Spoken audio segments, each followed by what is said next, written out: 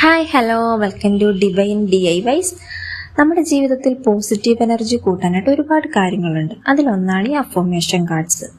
അതുണ്ടാക്കാൻ വളരെ സിമ്പിളാണ്. ഇതുപോലൊരു വൈറ്റ് പേപ്പർ എടുത്തിട്ട് ഇങ്ങനെ ചെറിയ പീസായിട്ട് കട്ട് ചെയ്ത് മാറ്റി. ഇനി നമുക്ക് അതിൻ്റെ 4 സൈഡിൽ പല കളറിൽ ബോർഡർ കൊടുക്കാം. ഞാൻ ആദ്യം ചെയ്യുന്നതെന്ന് വെച്ചാൽ വളരെ സിമ്പിൾ ആയിട്ടുള്ള ഒരു അഫർമേഷൻ കാർഡാണ്. അതുകൊണ്ടാണ് ഇത്ര ജസ്റ്റ് ഈ ബോർഡർ മാത്രം ഒന്ന് കളർ ചെയ്ത് കൊടുക്കുന്നത്. അപ്പോൾ നമ്മളെല്ലാം ഒന്ന് കളർ ചെയ്ത് കൊടുത്തിട്ടുണ്ട്. ഇനി നമുക്ക് സെൻറ്ററിലായിട്ട് ഇഷ്ടമുള്ള അഫർമേഷൻ നമുക്ക് എഴുതി കൊടുക്കാം. ഞാൻ കുറേ സമയമായിട്ട് അഫർമേഷൻ എന്ന് പറയുന്നുണ്ടല്ലേ. എന്തായാലും അഫർമേഷൻസ് എന്ന് പറഞ്ഞാൽ നമ്മൾ നമ്മുടെ ഉള്ളിലേക്ക് തന്നെ റിപ്പീറ്റഡ് ആയിട്ട് കൊടുക്കുന്ന പോസിറ്റീവ് സ്റ്റേറ്റ്മെൻറ്റ്സിനെയാണ് നമ്മൾ അഫർമേഷൻസ് എന്ന് പറയുന്നത്. ഇതൊരു പോസിറ്റീവ് മൈൻഡ് സെറ്റ് ഉണ്ടാക്കാൻ നമ്മളെ ഒരുപാട് ഹെൽപ്പ് ചെയ്യുന്നുണ്ട്. ഇപ്പം ഞാൻ എല്ലാം ഉണ്ടാക്കി കഴിഞ്ഞിട്ടുണ്ട്. ഇത് ഒരുപാട് അങ്ങ് സിമ്പിളായി പോയാലോ തോന്നുന്നുണ്ടല്ലേ. അപ്പോൾ ഈ അഫർമേഷൻ കാർഡ് നമുക്ക് ഒരു വാൾ ഡെക്കറായിട്ടോ അതല്ല എന്നുണ്ടെങ്കിൽ ഒരു ഡെസ്ക് ഡെക്കറായിട്ടൊക്കെ നമുക്ക് യൂസ് ചെയ്യാനായിട്ട് പറ്റും കേട്ടോ.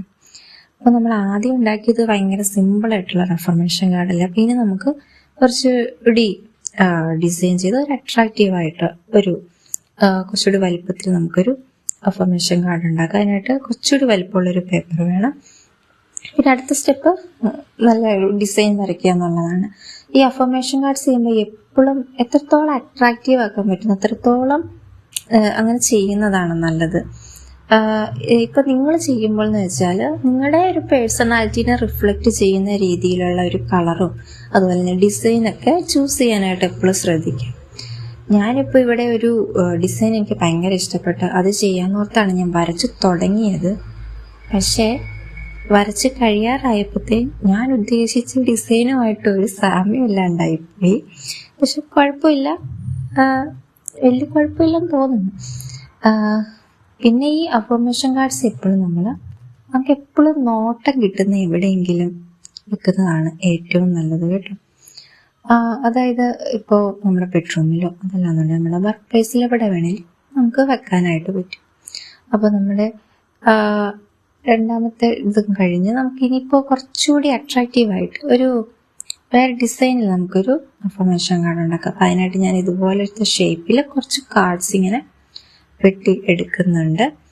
ഇനി നമുക്ക് അടുത്തത് അതൊന്ന് കുറച്ച് കളറൊക്കെ കൊടുത്തൊന്ന് ഡിസൈൻ ചെയ്തെടുക്കാം.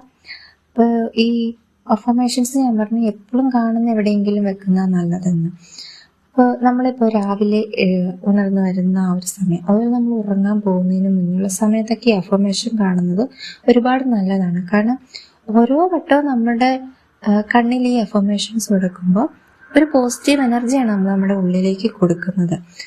നമ്മുടെ സബ് കോൺഷ്യസ് മൈൻഡിൽ സേവ് ആവുകയും നമ്മുടെ ഉള്ളിലൊരു മോട്ടിവേഷൻ വരിക, അതുപോലെ തന്നെ നമ്മുടെ സെൽഫ് കോൺഫിഡൻസ് ഒക്കെ ഒന്ന് കൂട്ടി ആ നെഗറ്റീവ് തോട്ട്സ് ഒക്കെ ഒന്ന് മാറ്റി നമുക്ക് ഇപ്പം എന്തെങ്കിലും ഒരു ആഗ്രഹമൊക്കെ ഉണ്ടെങ്കിൽ അതൊക്കെ ഒന്ന് സാധിക്കാൻ വേണ്ടി ഒന്ന് വർക്ക് ചെയ്യാനൊക്കെ ആയിട്ട് നമ്മളൊന്ന് മോട്ടിവേറ്റ് ചെയ്യുക, ഒന്ന് മൈൻഡൊക്കെ ഒന്ന് ഫുള്ള് പോസിറ്റീവ് ആക്കാൻ നമ്മളെ ഹെൽപ്പ് ചെയ്യുന്നൊരു പവർഫുൾ ടൂളാണ് ഈ അഫർമേഷൻസ് എന്ന് പറഞ്ഞാൽ.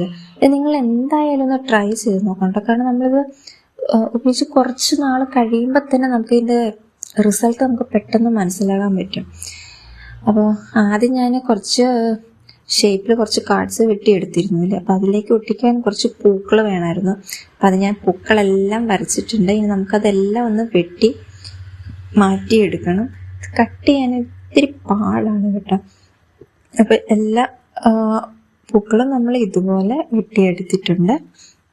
ഇനി വേണ്ടത് നമുക്ക് ഈ പൂക്കളെല്ലാം ഒന്ന് ഒട്ടിച്ചു കൊടുക്കുക എന്നുള്ളതാണ്. പക്ഷെ ഞാൻ ഇതിൽ അഫർമേഷൻ എഴുതാൻ മറന്നു പോയിരുന്നു കേട്ടോ. അതിപ്പോൾ ഞാൻ എന്തായാലും എഴുതി കൊടുത്തിട്ടുണ്ട്.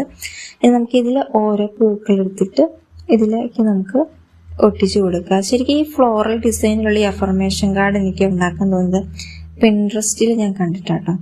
അതിൽ ഞാൻ കുറേ ഫ്ലോറൽ ഡിസൈനുള്ള കലണ്ടർ കണ്ടു. അത് കണ്ടപ്പോൾ അങ്ങനെ അത്യാവശ്യം ഇൻസ്പയർഡ് ആയിട്ട് ചെയ്തതാണ് ഇത്.